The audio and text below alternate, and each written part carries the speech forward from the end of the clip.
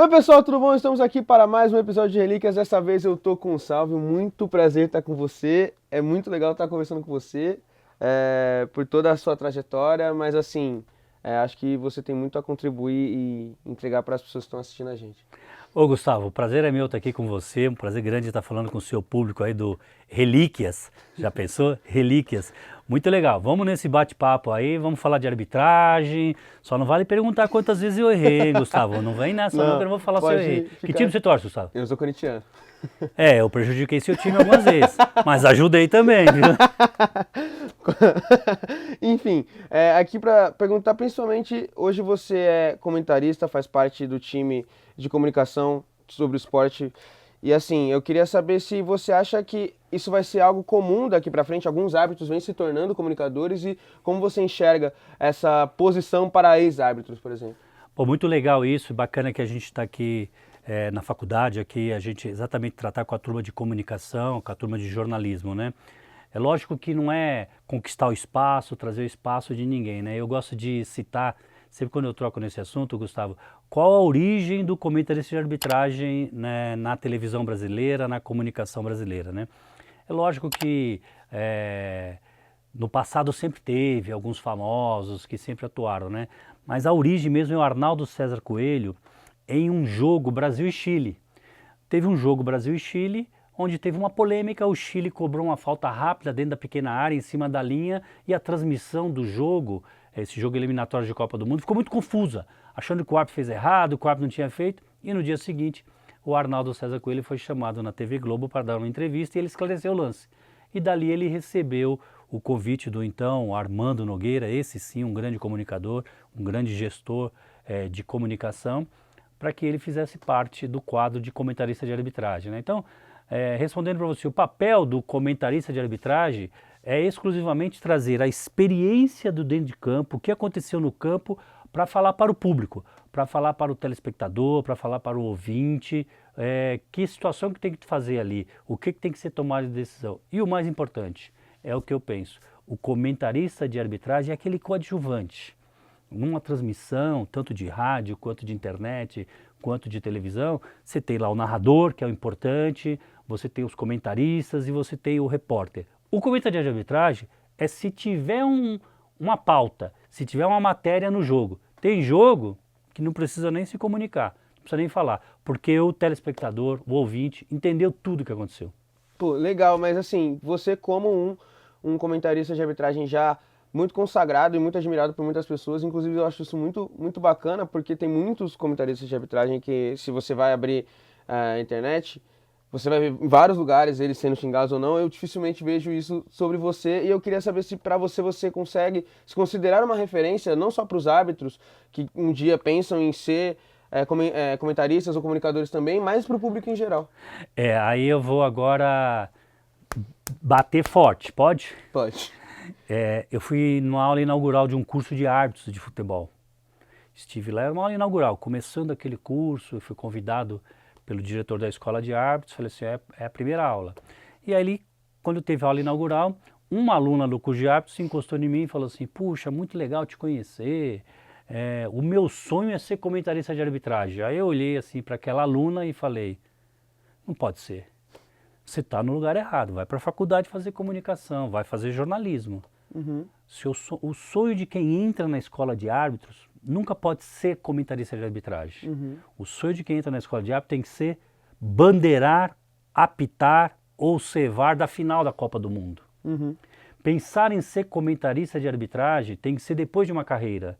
Qual a carreira que eu tive? É uma transição de carreira, não pode ser a origem. Sim. E aí ela ficou toda assustada quando eu falei isso, né? Você está no lugar errado, vai fazer comunicação. Aqui, seu sonho, na primeira aula, tem que ser, eu quero me espelhar em árbitros, eu quero ter uma bela carreira. E aí sim, é uma transição de carreira, é uma opção a mais, como foi para mim. Mas, tipo, para essas pessoas que já estão como árbitros hoje, só que, por exemplo, tá em fim de carreira e pensam, pô, em fazer essa transição também, você vê essa transição de que forma e essas pessoas que te enxergam como um espelho nessa posição, por exemplo? Hoje na televisão brasileira, na mídia, em rádios, tem excelentes comentaristas, né? Você tem árbitro de Copa do Mundo como o Carlos Simon comentando, você tem o Paulo César de Oliveira, Leonardo Gaciba, Nadine Bastos que comenta, Renato Arruel, você tem grandes comentaristas, o ex-árbitro mais antigo ainda, Oscar Roberto Godoy, que é jornalista formado, Carlos Simon é um jornalista formado, né? Então assim, existe um mercado, mas não é um mercado para todos, não é tudo, né? E alguns árbitros já em fim de carreira me perguntam como que é essa transição, como que é passar para lá. Não tem outro caminho que não seja se capacitar. Não dá para sair do campo e ir lá e falar o que estava acontecendo. Tem que entender o que é público, tem que procurar mais informações, tem lá fazer cursos, se preparar. Eu quando comecei a trabalhar, até dizendo como que isso aconteceu comigo, né? Eu fui dar uma entrevista na ESPN para o Paulo Calçade, é um programa que o Paulo Calçade tinha, e me chamou para dar uma entrevista como essa aqui que eu estou com você, né? E aí depois da entrevista, o então diretor na época da ESPN, o João Palomino, me abordou e falou assim, pô, queria conversar com você. Anotou meu telefone, marcou um almoço e aí me chamou para trabalhar em televisão. Então a minha transição aconteceu assim, eu nem pensava, mas depois de uma entrevista eu recebi o convite para ir trabalhar na Copa de 2014. Aí aquilo me despertou, Gustavo. Falei, puxa, eu vou fazer uma coisa que é diferente, não estou acostumado, né? Aí eu fui fazer curso de rádio e TV. Eu fui ao Senac, procurei o Senac, que é uma escola sensacional lá na Lapa, o Senac Cipião. E aí fui fazer rádio e TV, para entender o que é público, entender o que é comunicação, o que é passar informação. Não adianta só o campo, também tem que se preparar. Eu acho muito importante você falar que tem que se preparar, porque é muito importante, no momento que você está transicionando de uma carreira para outra, é muito importante você ter uma noção de que a forma que você tem que falar, como você tem que falar. Aí puxando essa questão de como falar, hoje a comunicação vive uma transição também, essa questão da internet está muito junto com a TV, ou até a própria internet tem um papel de TV para muitas pessoas. Como você enxerga a comunicação hoje com uma pessoa que já está no ramo desde 2011? Assim, a comunicação hoje é se adaptar ao mercado, se adaptar ao que o público quer. Essa adaptação, o passado, ele pode ser uma experiência. O passado não é referência. Antigamente eu fazia assim. Se você fazia assim, agora você tem que mudar. Eu tenho experiência porque eu passei por isso. Então, essa adaptação, tomar ciência do que está acontecendo, qual o linguajar, o que o público quer ouvir, o que o público quer de informação, isso é necessário, isso é diário. É para comunicação, é para quem é advogado, é para quem é médico. Imagina quem é advogado não for trabalhar com inteligência artificial hoje com IA. Imagina para quem é médico, cirurgião, não for entender como que é fazer uma cirurgia só por computação. Então, assim, se não se adaptar a esse momento, vai ficar fora do mercado. Isso todas as profissões. E a comunicação também. Diariamente se adaptar. Participar de eventos, participar de congressos, aprender sempre e se transformar a todo momento. Bom, muito legal. Você que, por conta da sua experiência, já chegou a trabalhar em canal fechado, hoje você está de novo num canal aberto. Essa versatilidade de um canal fechado para um aberto, teve muito essa discussão, acho que na Copa de 2022, essa discussão rolou muito de que qual é a forma de você falar para a internet, qual é a forma de você falar para um canal fechado, qual é a forma de você falar para um canal aberto. Algumas pessoas defendiam que você tem que falar de um jeito para o canal aberto, você tem que falar de um jeito para o canal fechado. Você concorda com essa afirmação? Como você se posiciona em relação a isso? Eu concordo sim com essa afirmação. São públicos diferentes. Qual é o público que você está falando? Com que público você se comunica, né? Eu tenho um grande conhecedor da comunicação, jornalista brilhante que trabalhou em imprensa escrita, trabalhou em TV aberta, trabalhou em TV fechada e hoje trabalha lá comigo na Record, que é o Maurício Noriega, professor e tudo mais. E ele trabalha na rádio Transamérica e trabalha na TV aberta, que é a TV Record. E sempre eu quero conversar com ele e aprender isso. Como que você se prepara, como que você se adapta, como que eu vou conversar com o público da rádio que não tem a imagem e eu tenho que me comunicar com ele? Como que eu vou me comunicar com o público da TV aberta, que é um público diferente da TV fechada, que é uma TV só de esportes, um público que paga ali para ter e já conhece o esporte, já conhece o produto, já conhece o negócio, e a TV aberta não. É muito interessante, porque lá na TV Record tem o programa Balanço Geral, do grande Passaia, né, que é um grande comunicador, então tem um Balanço Geral e ele tem o público dele. E lá ele tem o público dele e nós criamos lá um quadro chamado VAR do Balanço. Então a gente tem que se comunicar, trazendo lances de arbitragem da várzea com esse público do Balanço Geral, que a maioria são mulheres que estão ali à tarde assistindo o programa da TV Record, e a gente tem que achar uma forma de se comunicar com elas, que ali é um público diferente. Lógico que tem homens, mas também tem mulheres. Então, assim, eu acho fundamental isso que você falou, que na comunicação você entenda quem é seu público. Eu vou dar uma palestra em um evento corporativo como eu costumo ir, e lá tá só gerentes, gestores, diretores da empresa. É uma linguagem. Eu vou dar uma palestra numa categoria sub-17 ou sub-15 sobre regras de futebol. É outra linguagem. E te falo, muitas vezes eu vou em clubes dar palestras para jogadores, e aí eu dou palestra para o sub-17 e no mesmo dia eu dou palestra para o profissional. Eu não posso falar do mesmo jeito. Eu tenho que mudar a abordagem e a minha linguagem. E a comunicação é assim também. Pô, muito importante, é muito legal você falar isso no sentido, mas mudando até um pouco do sentido para um lado mais relacionado à arbitragem. Você chegou a falar do VAR, do balanço, que é muito interessante, mas agora falando do VAR em si, no jogo profissional. Muitas pessoas vêm fazendo essas críticas que o VAR funciona, não funciona, e você, quando ele foi implementado, você foi um dos que defenderam a implementação dele, e eu queria saber sua opinião sobre o VAR atual, como você vê esse VAR, por que principalmente na temporada atual que nós estamos, ele é tão criticado, por que você vê isso acontecendo, em que sentido você vê essa opinião? Eu sou crítico também. Sim. E sou apaixonado pelo VAR. Então, a gente tem que avaliar o seguinte, eu acho que todos nós temos que ser a favor do VAR. Todos nós. Não tem outro modelo sem o VAR. Não dá para ter outro modelo sem o VAR. Nós podemos ser críticos à forma de atuação, à forma que é utilizada, o protocolo, as intervenções, o tempo, isso sim. E aí, Gustavo, me permite, eu fui árbitro sem VAR.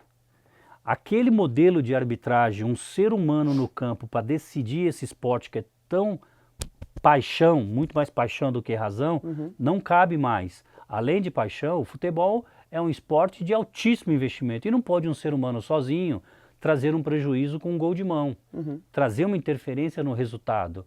Não tem condições fisiológicas de um único ser humano olhar tudo aquilo e tomar decisão. Então a gente tem que achar uma solução. Eu gosto de dizer o seguinte, eu atuei e a FIFA sempre tentou achar uma solução para esse problema, e eu passei por essa fase, porque o árbitro de futebol, ele surgiu em 1863, era outro mundo, era outro modelo de esporte, e ficou isso mais de um século, que é falido, isso não existe mais. Aí existe um problema, a FIFA, você é jovem e não sabe, mas a FIFA foi tentar buscar uma solução. Nos anos 2000, a FIFA colocou 2 árbitros em campo. Um árbitro não dá conta. Colocou 2 árbitros. Eu participei dessa experiência. Foi o futebol brasileiro e o futebol italiano. A FIFA queria colocar 2 árbitros. E achou melhor não, porque estava dando problemas com 2 árbitros. Aí depois, o público pode pesquisar. Nas eliminatórias da Copa para a Alemanha, a Irlanda foi eliminada da Copa do Mundo com um gol de mão do Thierry Henry. França e Irlanda. E o árbitro estava bem posicionado, claramente correto, só que ele cometeu um erro grave, que interferiu numa classificação. Depois disso, a FIFA fez uma experiência, um árbitro atrás de cada gol. Porque se tivesse um árbitro no França e Irlanda, o árbitro teria visto o gol de mão do Thierry Henry. Aí colocou um árbitro atrás de cada gol e o árbitro no campo para decidir, porque o problema ainda existia, então tinha que achar essa solução. E aí fez testes, experiências, não deu certo, porque aquele cara ficava ali parado. Aí vi que tomar uma decisão não estava ativado. A FIFA acabou com isso. E aí veio a discussão da tecnologia. E aí me permite essa introdução, né? Na Copa aqui do Brasil de 2014, teve um problema grave que é chave para colocar o VAR.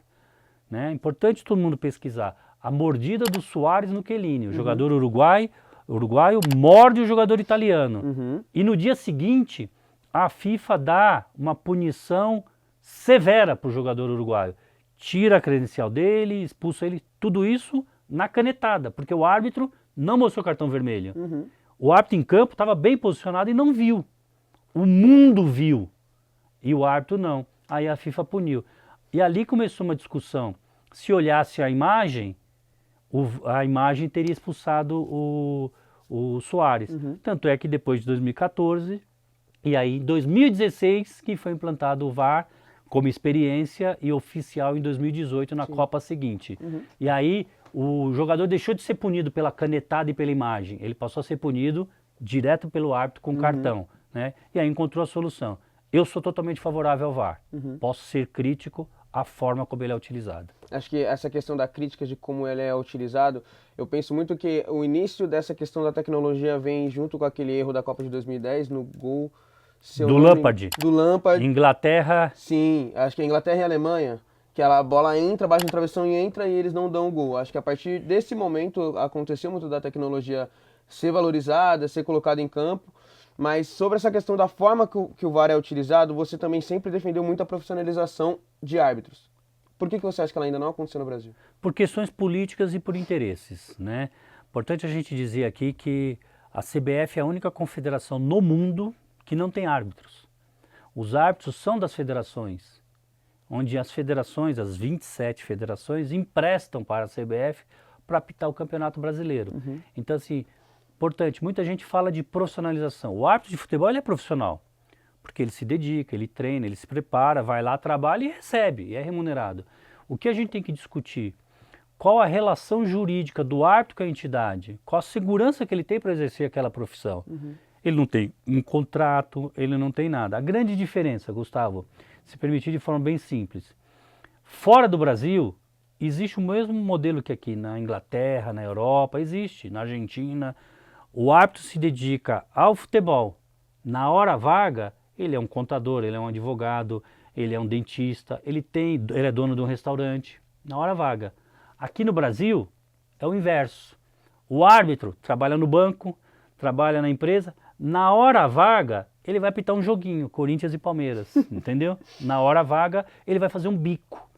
Isso que tem que ser invertido. O árbitro tem que ter segurança. Eu tenho um contrato, eu tenho remuneração, e eu tenho meu trabalho. Pô, na hora que eu tiver um horário vago, eu posso ter uma outra atividade, mas eu vou me dedicar principalmente ao futebol. Sua pergunta, por que isso ainda não é feito? Por falta de vontade política das entidades. As entidades precisam fazer isso urgente. E quem tem que fazer é a entidade maior, a CBF. Vamos destacar que a Federação Paulista de Futebol iniciou um projeto que é sensacional.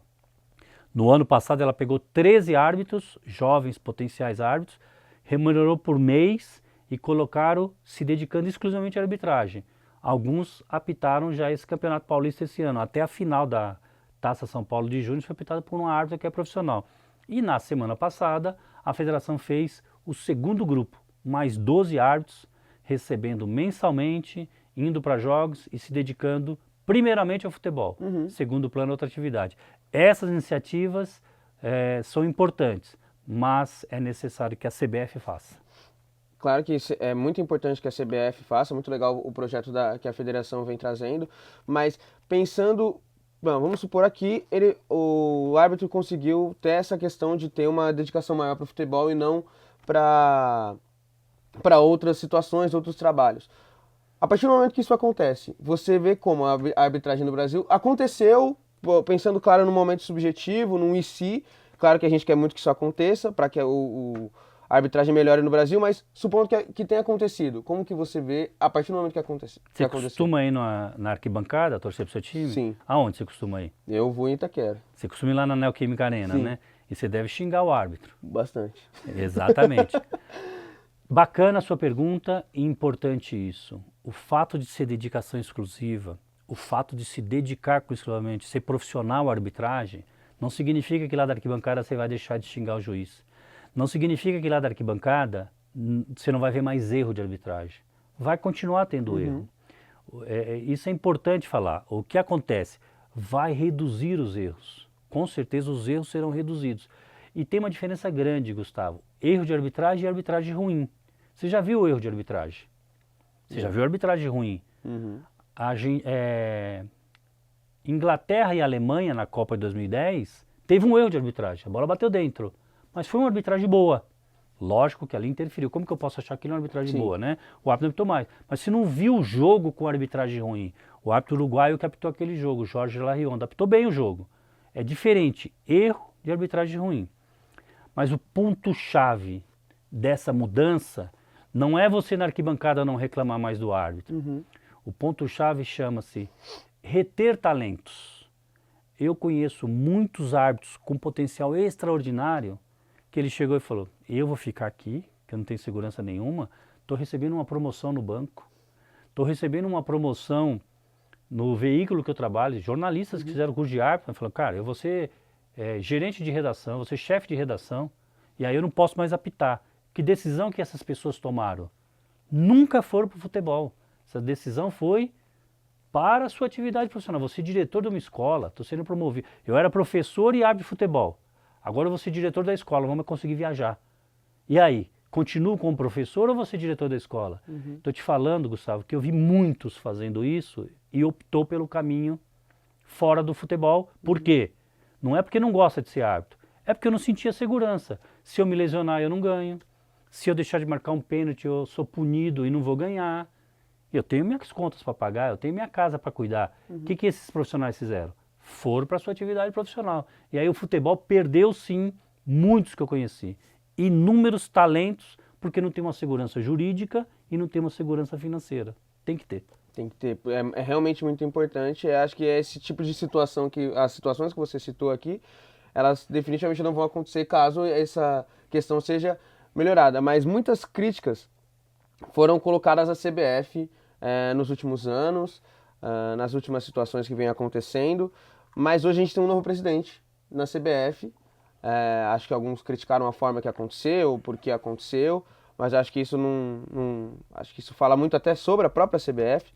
Mas eu quero saber como que você vê esse novo presidente. Ele falou muito sobre novas propostas, ele falou de futebol feminino, ele falou sobre a questão de aumentar os estaduais. Quero saber qual é a sua opinião em relação ao novo presidente da CBF.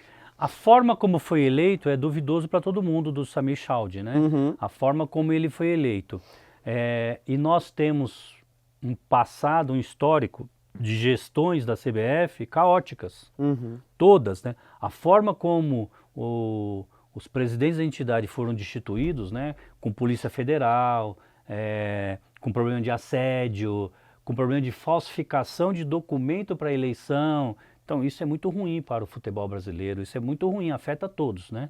Então assim, respondendo você, o que eu espero? Que seja uma gestão técnica, capacitada e que não seja uma gestão política. Não pode ser uma gestão política no futebol. A CBF é uma entidade privada e aí amplamente divulgado, maior que várias empresas no país, com receita anual em torno de 2 bilhões de reais. Então, essa entidade tem que tratar o futebol com carinho, com seu desenvolvimento, com sua capacidade e de forma técnica. Agora, falando assim, da forma técnica, e você chegou a citar o quão importante é o VAR, mas novamente, essa temporada, principalmente, muitas críticas envolvendo o VAR aconteceram. Acho que teve um jogo do Grêmio, que uma falta foi dada para o Kahneman, que muita gente discutiu que não aconteceu, e os áudios do VAR foram vazados, e aí tem toda aquela discussão, nossa, como é que ele pensou isso, por que ele pensou isso?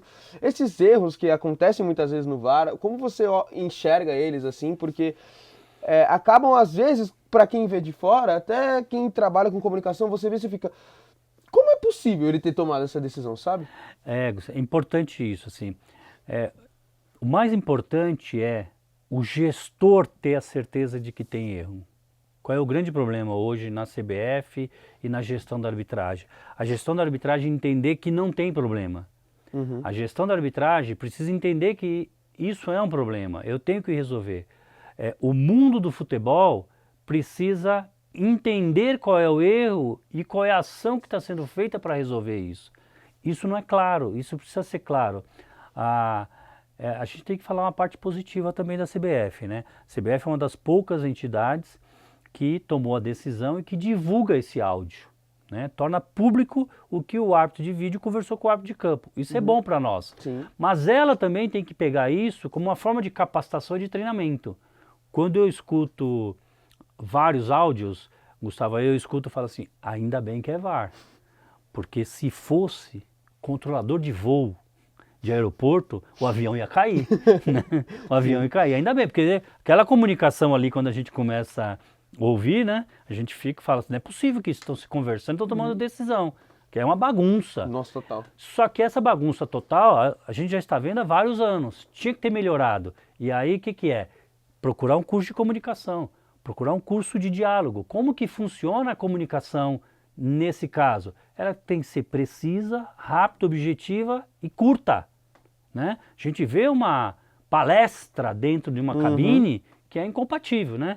Vou repetir, se fosse controlador de voo, o avião ia cair, né? E então não pode. Só que não é controlador de voo, é VAR de futebol. E aí os pênaltis acontecem. Interessante você falar sobre essa questão de tem que ter uma velocidade maior, mas sim uma comunicação mais clara, talvez, até para o próprio árbitro entender, porque acho que naquele momento que ele tá no meio da bagunça, ele tá na emoção, um monte de gente gritando para ele, e às vezes quando chega para você conseguir conferir alguma coisa, e estão gritando com você também no áudio, por exemplo, e você acha que às vezes até fica um pouco mais confuso. A comissão de arbitragem atual tomou uma decisão que talvez o telespectador não tenha percebido, talvez você não tenha percebido.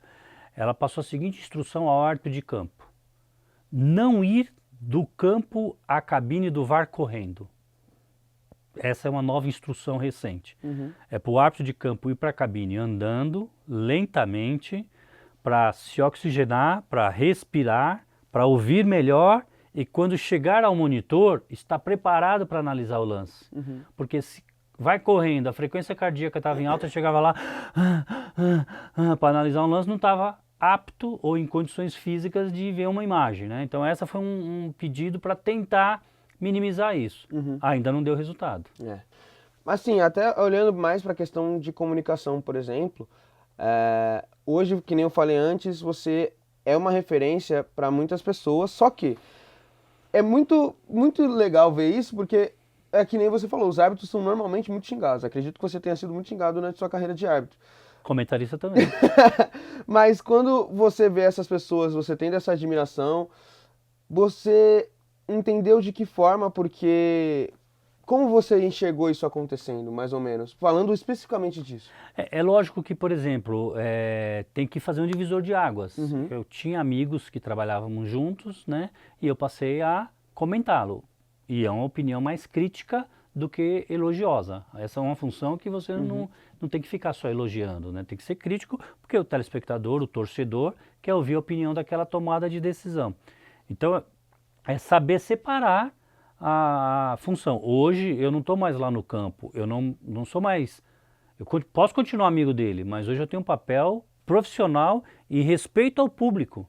O público está acima de qualquer amizade, né? Tanto para você quanto para todos do jornalismo, né? Quando você vai fazer um jornalismo. Eu tenho que saber separar isso. Se não souber separar, não vai seguir na carreira. Eu já tive alguns colegas que vieram trabalhar e falaram, não, isso não é para mim porque eu não consigo ficar fazendo aquele ponto crítico. Esse divisor de águas é fundamental. Perde os amigos? Sim, perde os amigos.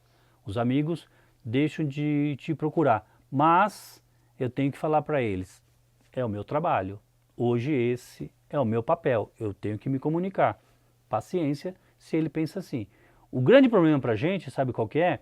Quando a gente elogia e dá opinião positiva, e aí os amigos voltam, sabe? Nossa. Não pode. Na crítica não e no elogio se aproximar. É o nosso papel, tem que ser crítico. Agora, falando, por exemplo, hoje você não comenta só de arbitragem, você fala também criticamente de vários temas dentro do futebol. Para você foi uma transição isso também, de não falar somente de arbitragem, falar do futebol, não do futebol em si, mas tipo uma opinião relacionada a uma outra coisa, a uma outra situação, por exemplo? Tudo isso depende de qual é o trabalho que você está fazendo, né? Se você tem a participação em um programa editorial que seja, e ele é longo, ele é grande, e estar presente nesse programa e não tem pauta arbitragem, você não pode ser figurativo. Então, é necessário você também externar a opinião e fazer seus comentários e entender do assunto.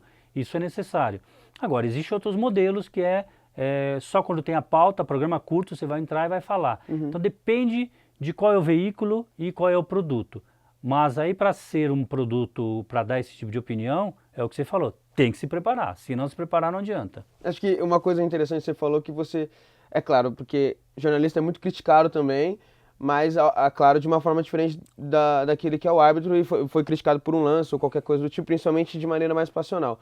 Só que, principalmente hoje que você, atuando como comentarista, você vê algumas críticas na internet também. Como que você enxergava como árbitro essas críticas e como você enxerga como comunicador essas críticas? Muito bom. Isso é fundamental. Tanto para o árbitro que está na ativa, quanto para nós que estamos na comunicação, né? É lógico assim, não, vou fechar os olhos para a crítica e não vou ver nada. Não vou dar atenção. Não, tem que dar atenção sim. Tem crítica construtiva. Crítica construtiva é para a gente melhorar. Eu vou te falar como árbitro de futebol. Antigamente tinha o jornal Lance, que saía na banca de jornal, hoje ele tem só digital, né? Uhum. E foi o primeiro jornal que começou a dar nota para o árbitro. E eu usava esse jornal. Eu tinha um recorte de um jogo que eu apitei, onde o jornalista, eu até, se eu não estiver enganado, até acho que um deles foi a grande Marília Ruiz, né? E aí eu tinha um comentário que era assim: árbitro, salve Spínola. Nota 1. Foi o pior do jogo, atrapalhou o jogo, deixou de marcar um pênalti, deixou de expulsar. E eu tinha outro recorte. Árbitro, salve Spínola. Nota 8. Conduziu bem o jogo, controlou o jogo, pênalti bem marcado e expulsou corretamente. Então eu tinha esses dois que eu recortei e colei em uma folha de papel sulfite. E eu deixava assim sempre para mim. Quando eu optava bem, que todo mundo me elogiava, eu gostava de ir lá e olhar aquela crítica que eu tirei nota 1. Uhum. Quando todo mundo me criticava que eu tinha apitado bem um jogo, eu ia lá e olhava aquele elogio da nota 8, e aquilo para mim era uma técnica que eu usava. Eu poderia ser o 1 e eu poderia ser o 8. O importante era eu me capacitar e estar melhor. Então eu tratava a crítica sabendo que eu poderia ser melhor. E quando eu era elogiado, eu sabia que eu poderia ser pior. Então era uma forma que eu tinha comigo. Como comentarista, não tem nota do comentarista, mas tem muitas críticas, não tenha dúvidas. E o que acontece, né? Numa transmissão, eu como comentarista de arbitragem, não posso ficar em cima do muro. Eu não posso narrar o lance, eu não sou narrador. O narrador pergunta, e aí, salve Spínola, o que foi? Olha, o Gustavo entrou na área, abriu o braço e a bola bateu no braço dele. Eu não decidi. Isso não é meu papel como comentarista de arbitragem. Uhum. Eu posso narrar, mas eu tenho que opinar. O Gustavo entrou na área com o braço aberto e isso é pênalti, tem que ter marcado pênalti. Uhum. Mudou, né, o comentário. Os torcedores do Gustavo vão me criticar. E os torcedores do outro time vão me elogiar. Então eu tenho que saber isso. Esse elogio é como era a nota 1 e a nota 8 lá que eu tinha no lance. E essa crítica também. Eu tenho que entender como está sendo a crítica e pegar a crítica construtiva. E me corrigir e melhorar. Isso todos os profissionais têm que fazer a todo dia. Acho que uma coisa sobre essas críticas assim, é algo que pode até parecer interessante, porque por conta de um dia você já ter sido árbitro, eu queria saber se em algum momento, dentro da sua carreira de comunicador, chegou um momento que a sua carreira como árbitro interferiu na sua carreira de comunicador com uma crítica ou com algum torcedor falando, você já criticava meu time, aí você também prejudicou e é isso. Ou algo assim parecido que já tenha acontecido com você. Imagina, com frequência acontece isso. Você vai querer o que dele? Ele falou que foi pênalti no Gustavo. Mas olha aqui o pênalti que ele marcou já contra o time há tanto tempo atrás, né? Essa comparação sempre existe, né?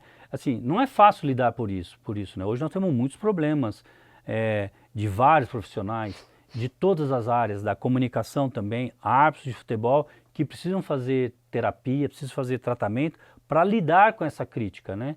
Mas é importante que as pessoas, em toda atividade profissional, se fortaleçam para entender o que é essa crítica, né? Importante é usar isso como forma de se capacitar melhor. Isso acho que é fundamental, usar para se capacitar. Mas muitos não conseguem superar e acabam sofrendo demais e perde. É um problema até de saúde. É verdade.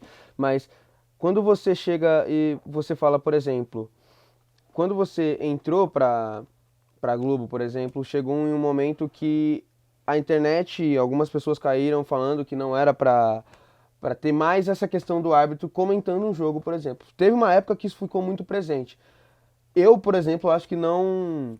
Tipo, eu acho errado essa opinião. Acho que é importante você ter um conhecedor máximo daquela situação.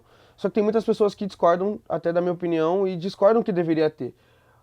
Por que que você acha que essas pessoas discordam e por que que você acha importante que tenha um árbitro, por exemplo, em uma transmissão?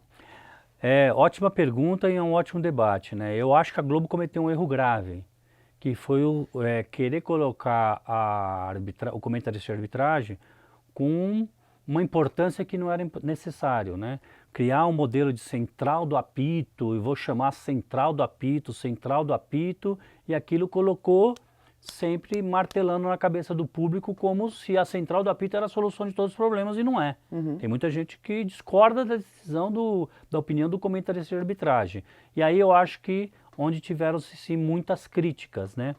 E é importante, Gustavo, eu falo o seguinte, eu optei quase 900 jogos profissionais. 500 jogos não precisava de árbitro, qualquer um apitava. Porque o jogo se resolve, o jogo se decide. O jogo de futebol é tão bacana porque ele é inédito. Uhum. Né? Você não sabe o que vai acontecer no próximo jogo. Pode acontecer como não pode acontecer. É a mesma coisa o árbitro. Você pode ir lá e não acontecer nenhuma jogada dentro da área. Você pode ir pro jogo e acontecer aquela jogada da falta em cima da linha, dentro da área ou fora da área. Acontecer 4 pênaltis, né? Uma grande tomada de decisão. Então aí realmente você se depara com grande necessidade. Eu gosto de citar o exemplo do Cruzeiro de 2003, que foi o super campeão da Tríplice Coroa, né? Aquele timaço do Cruzeiro de 2003. Sabe o que eu falava para os bandeirinhas quando eu ia apitar o jogo do Cruzeiro, em 2003?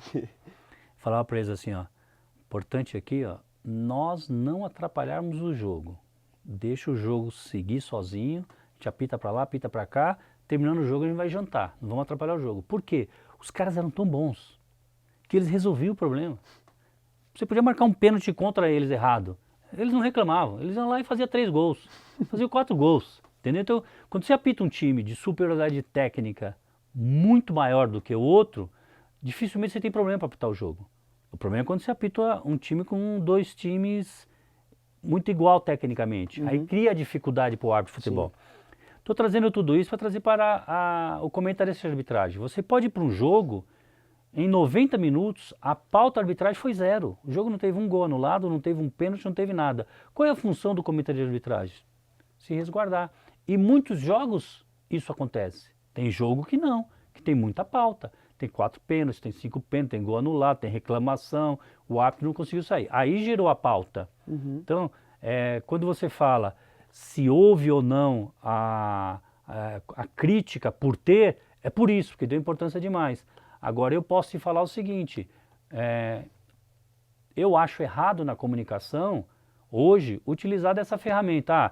Acontece uma situação inusitada que deu pauta de arbitragem e eu tenho que receber por mensagem a informação de um especialista em arbitragem para saber que decisão tomar. O jogo é inédito. Aconteceu no ano passado um pênalti de 2 bolas em campo que chutou. Ninguém da transmissão sabia explicar para o público o que aconteceu. Esse é o caso pontual. É isso que o comentarista de arbitragem tem que passar da informação. Quando acontecer, a pauta, não é o tempo todo. E aí eu sou favorável. Acho que algo interessante, acho que pra mim, pelo menos, você marcou uma geração. Quando eu digo isso, porque você era, como é que eu posso explicar? Você era a pessoa que nem como quando foi o... você citou o nome dele hoje, agora, que eu esqueci. Simon. Não, o outro. O Arnaldo César Coelho. Arnaldo César Coelho. Você, acho que pra minha geração, é o Arnaldo César Coelho. Porque você era essa pessoa que, não, vai falar de arbitragem? Vai vir com o Salvo Espino. Acho que é essa situação. E muito foi falado que você poderia ser essa pessoa que sucedia o Arnaldo César Coelho. Como que você vê essas pessoas que colocam você nessa posição? Não, nem tanto assim. O Arnaldo marcou uma história e ele fez uma dupla com o Galvão Bueno que acho que você não vai ver mais na comunicação, né? O Arnaldo é um comunicador nato também, né? E a regra é clara que ele criou, né?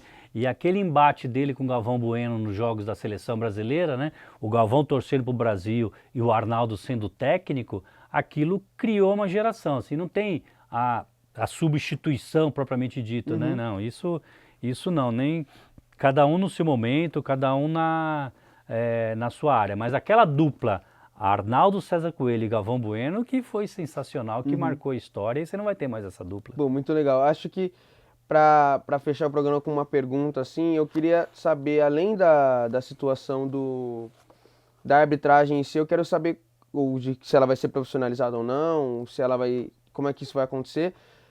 Como você vê o futuro da arbitragem brasileira? A pergunta vale um simpósio, né? A gente teria que ficar debatendo aqui bastante tempo, né? Eu entrei, Gustavo, na arbitragem em 1990. Lá eu escutava falar, vai mudar tudo, vai profissionalizar. Em 1990, se preparem, que vai profissionalizar, e nunca aconteceu. Em 2014, o então presidente da FIFA, José Blatter, falou o seguinte: ó, estou aqui no Brasil, o Brasil vai sediar a Copa do Mundo e não vou mais aceitar aqui no Brasil que não seja uma arbitragem profissionalizada, uma arbitragem com dedicação exclusiva. Não mudou nada. Nós estamos em 2025, não mudou nada. Então, essa sua pergunta ela é importante.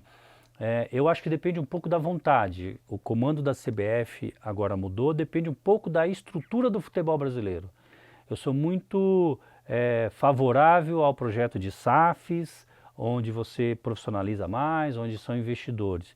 Eu sou muito favorável ao projeto de ligas. Então entendo eu que quando as ligas tomarem conta, elas, né, ou a liga, vai exigir uma qualificação maior do árbitro, e aí sim eu sou otimista. Eu vejo que a partir desse momento a arbitragem vai ser mais técnica do que política, né? Porque vai ter uma exigência de trabalho melhor, vai ter uma exigência de qualificação. E aí quem são? Os contratantes, que são as ligas, vão contratar e vão exigir. E aí deve exigir. Se você me perguntar, hoje, o modelo, eu mostro cartão vermelho para o modelo atual da arbitragem brasileira. Mas eu sou otimista, quem sabe, numa próxima vez eu possa vir aqui falar para você, agora é cartão verde. E dito isso, vai um cartão amarelo, um cartão vermelho para você e toda a equipe. Pô, muito obrigado, que isso. Acho que, nossa, que legal. Eu queria, uma tradição aqui no programa, que todo convidado que passa, eu entrego uma camisa minha da Taça das Favelas, onde eu fui comunicador, onde eu fui coordenador, e foi basicamente onde eu comecei. Então, eu fico muito feliz de poder colocar a sua assinatura aqui, tá aqui a camisa. Fico muito feliz mesmo, porque foi aí que eu comecei, então aí eu quero continuar, é aí que vai ficar onde as pessoas que eu consegui conversar, as pessoas que eu consegui trazer a verdade para cá, e acho muito interessante isso. Interessante é meu de estar aqui, né, nesse projeto que é tão maravilhoso, né, de você fazer e de ter aí realmente lá na Taça das Favelas. E o sucesso para você, sucesso para todos que se dediquem, que se capacitam, né? E aí está um grande projeto, que é a Taça das Favelas, o nível que ela chegou, a forma como ela chegou. E é um papel nosso, sim, é um papel nosso como cidadão, é um papel de todos nós, de dar a nossa parcela, de dar a nossa contribuição. E eu que fico feliz de colocar minha assinatura num projeto tão maravilhoso. Pô, eu que agradeço. Muito obrigado, viu, Sálvio? Espero poder te entrevistar em outros momentos. Quem sabe um dia trabalhar com o Sálvio, para ele discordar da minha opinião, que certamente estará errado, ele vai estar certo. Vai ser muito legal. Então, muito obrigado, viu, Sálvio, pela presença. Foi uma honra te conhecer, viu? A honra é minha, um prazer. Um abraço a todos. Valeu!